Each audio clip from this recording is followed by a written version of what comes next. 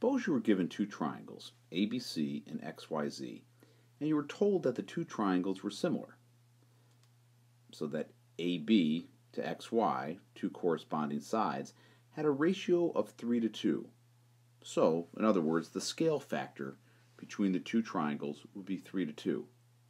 Can you figure out what the ratio of the areas would be?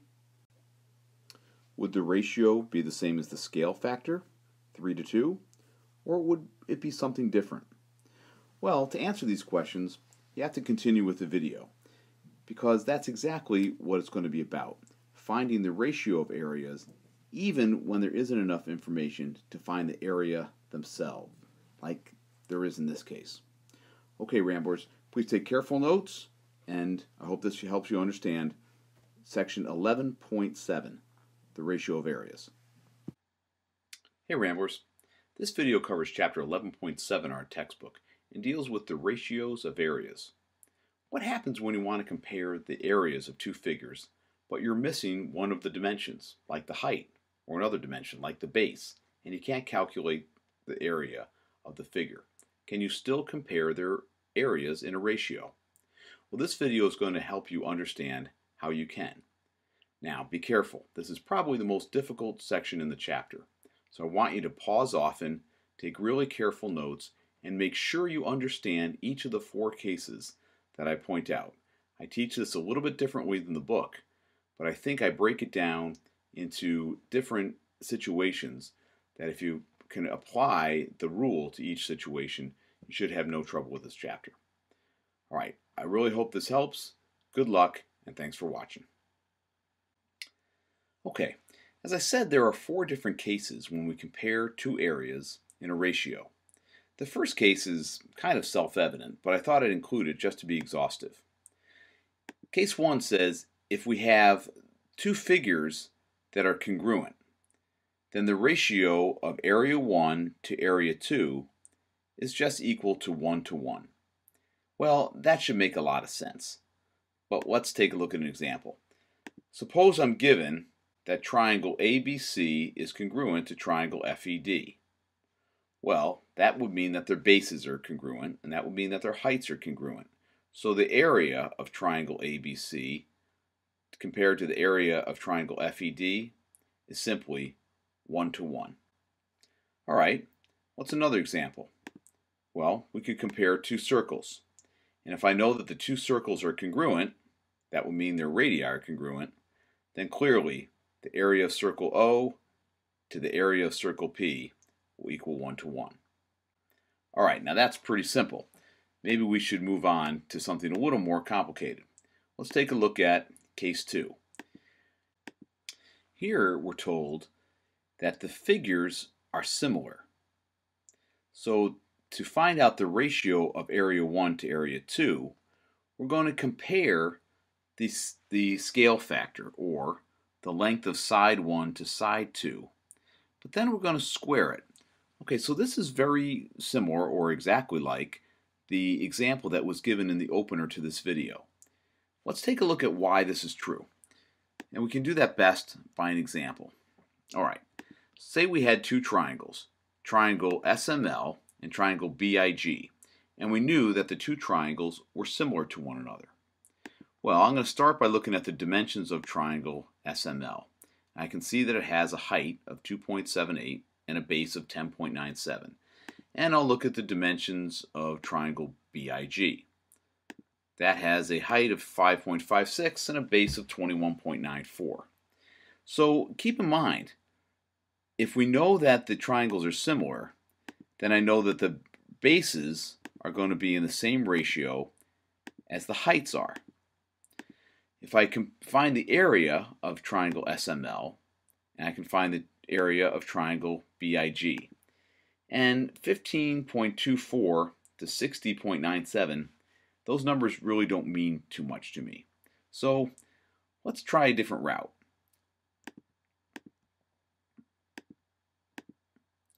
Let's take a look at the lengths of one side. Okay, well here we have some rounding problems going on because I constructed these two triangles so that one was twice as big as the other. So side SM is 5 centimeters and side BI is 10 centimeters. So really that means everything in these two triangles should be in the ratio of 1 to 2.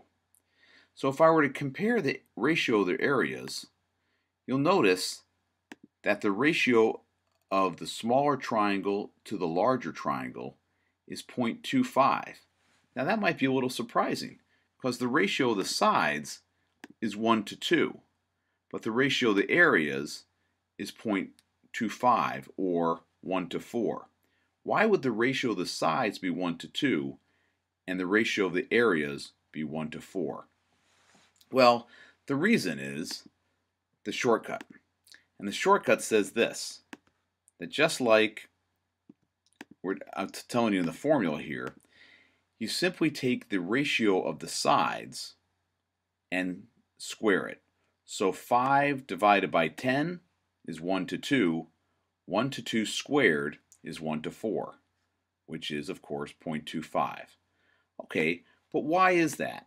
All right, well, let's take a look at an explanation and see if we can't figure out why all this is true. Well, it really comes down to this. If triangle SML is similar to triangle BIG, and let's say the ratio of the sides was x to y, or if you like as a fraction, x over y, then comparing the ratio of the two areas, even if we could calculate it out, we would calculate 1/2 the base times the height. But keep in mind, since the ratio of the two triangles is x to y, the ratio of their bases will be x to y, and the ratio of their heights will be x to y. So if we cancel out common factors in the numerator and the denominator, what we'll be left with is x times x over y times y, which can be simplified as x over y squared. But x over y squared is the same as the ratio of the sides squared. So that becomes our shortcut for finding the ratio of the areas if we know figures are similar. Area 1 to area 2 equals side 1 to side 2 squared. Make sure that's in your notes. That's very important. As you should also have the fact that when the figures are congruent, as they are in case 1, that the ratio is 1 to 1. Okay, let's move on.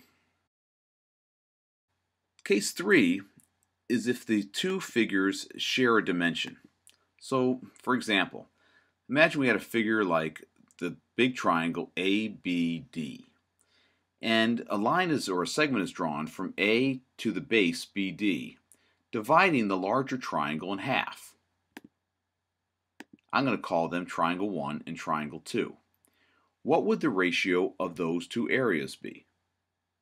Well, we don't have any sides, we don't have a base, I don't even have a height. So how can I figure it out? Well, if I drop an altitude from point A to point T, that would be the altitude of triangle 1, because it's going from the base to the farthest vertex. It would also be the altitude of triangle 2, because it reaches from triangle 2's base to the farthest vertex at A. So if I were to compare the two areas, I would see that the area of triangle 1 is 1/2 BC times the height AT, and area 2 is 1/2 CD times the height AT. Well, if I cancel the equal terms in the numerator and the denominator, I'm left with BC over CD. I'm left with BC, this base of triangle 1, and CD, the base of triangle 2, which is what's going to give us our shortcut. If two figures are neither congruent, which is case 1, or similar, which is case 2, but they are both the same type of figure, then the ratio of their areas is the same as the ratio of the non-shared dimension. In other words, area 1 to area 2 will be the same as the ratio of the non-shared dimension 1 over the non-shared dimension 2. What does that mean? Well, in our our brown triangle and green triangle shared a height. So in order to figure out the ratios of the areas, we compared the dimension they didn't share, which was the base. Okay, that's an important shortcut. Make sure it's in your notes. All right, let's move on to the last case, which is when there's really nothing going on between the two figures, like we're comparing a circle and a rectangle. They don't have to share a radius because obviously a rectangle doesn't have one. So if the figures are not congruent, they're not similar, nor do they share a dimension, then there is no shortcut. You simply have to calculate each area separately and compare them. That might be a little obvious, but like case 1, I wanted to be exhaustive. Okay, we need to take one more look at a theorem that comes up in this section, which looks a lot like case 3, but it deals with the medians of triangles. Theorem 110 is a pretty handy theorem, and it tells us that if a median is drawn in a triangle, then it divides the triangle into two new triangles that have equal area. Okay, well, why is that? Well, I'm going to draw a median AD. Now, as you recall, if AD is a median, that means that D is the midpoint. So BD is congruent to DC. Well, it's going to divide into two triangles. I'll call them triangle 1 and triangle 2 for simplicity. Now, triangle 1 will have a height of AE. That will also be the height of triangle 2. So if I were to calculate the areas, area 1 to area 2 would equal 1/2 the bases, which is BD for triangle 1 and CD for triangle 2, times the shared height AT. Now, this is a lot like case 2. They share a height, so we should compare their bases. Well, in this case, since AD is a median and D is a midpoint, BD is congruent to CD. So therefore, the ratio of the areas is going to be 1:1. But maybe it's easier just memorizing the theorem, which says a median divides a triangle into two triangles with congruent areas. Okay, Ramblers, a couple of tutorials to look at to help you with the exercises in this section. This is a really tough section, so don't be afraid to go back through this video and review your notes. Okay, thanks for watching, and I hope this helps. Okay, in this video, we looked at 4 shortcuts to determining the ratio of areas between two figures. Now, the first case was if the two figures were congruent. Then they would have a ratio of areas of 1:1.